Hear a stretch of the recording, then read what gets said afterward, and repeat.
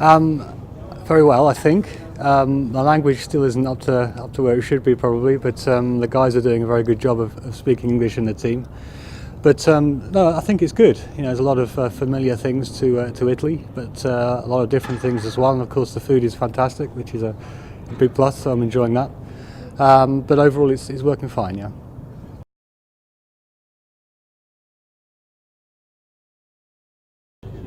Well, I think it's changed significantly, to be honest with you, because it's very difficult to tell what a team is like from the outside, and you kind of base it on what you see of performance as much as anything. But I think when I came to the team, the two very positive things for me were the team atmosphere, which is very strong. People are very keen to make it work, and also how big the team was. There's a lot of people. The facilities are actually at a very good level, I think.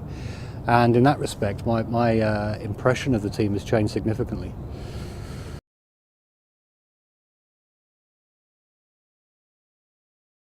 Well, as much as I've been able to since September. September's quite a late time to be joining a car design process, but most of the big architectural parts of the car had already been defined. So the chassis, the wheelbase, the suspension, and so on. Having said that, a lot of it was, a very sensible direction anyway, and kind of what I'd have done. So quite happy with that. I think the biggest part has had to be the aero, and we made some late calls on the aerodynamics of the car when I came in, and it's been a case really of working very hard on that area and trying to turn it around as quickly as possible. So the launch car is a spec of car. We'll have a step for the first race, and then we'll go on from there, continuing to build it in a new way, in a different way of working, if you like.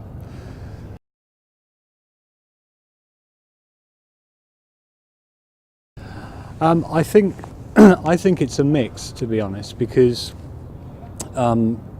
every team is also different. So different technical directors have different ways of working, but every team has a different way of working as well. So for me, it's a case of coming in and looking at the strengths of the team and trying to keep them going as they are, or even improve them further. And then focus, at least to begin with, on what I'd perceive to be the weaker areas and try and address them quickly, whether that's a structural change within the team, or whether it's facilities or whatever. So that's where I've been focusing on, and I tend to like to work closely with the people as much as I can, but most of the emphasis has been on the performance side since I arrived, so particularly on the aero side.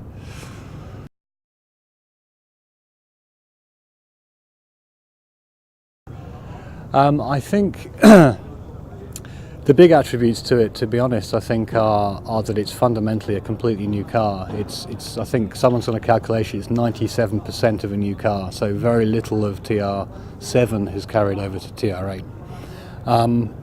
Mechanically, it's a completely different platform, and I think maybe one of the weaknesses of last year's car was that mechanically it didn't have a particularly easy chassis to work with and to change and to set up.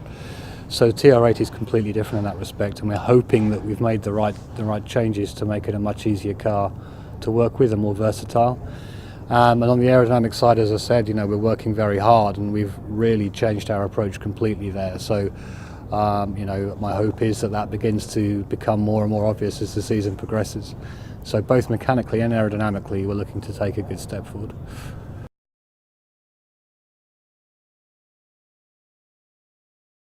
My impression of the drivers is very good. I think both Jean-Eric and Daniel are very keen. They're very talented drivers, that's for sure. I think a big benefit for both of them and the team is that they're both quite different in their driving styles. So you get this mix of approaches that they can both look at and analyse and try and figure out what they could do better, compared to the other driver. So they complement each other in that respect. They're very easy to work with, and I'm sure if we can give them a good car, then they'll respond to it.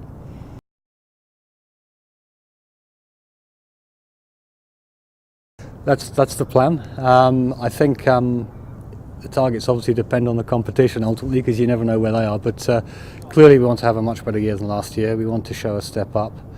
If we can get into the mix of the guys who finished ahead of us, so the teams like Williams and Force India and so on, there's anywhere from P6 downwards, and that's the sort of area that we've got to be targeting. We have to be ambitious and try and make the biggest step we can. So we're going to be wanting to compete with them and get as high up the championship as we can.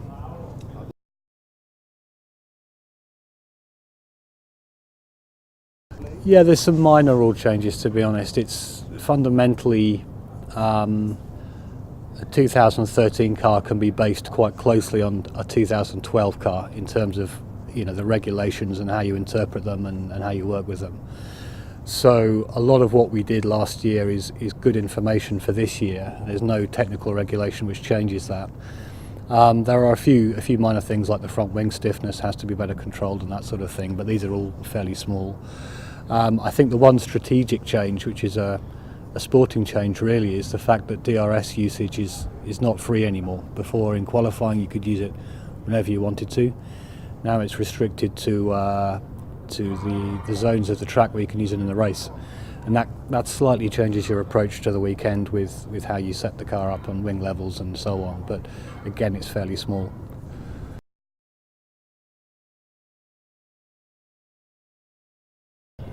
It's a massive task, 2014. It's a very different car, a completely different car to what we have now. So unfortunately, nothing really that we're doing now is directly applicable to 2014. So in some way you have to have two car programs going on at once, and for a team of STR size that's not so easy. So I think every team faces the same challenge in 2013 of how you best split your resource and your effort between this year and next year. But we're working on it, and we have plans, and we'll adapt them accordingly depending on where we are this year.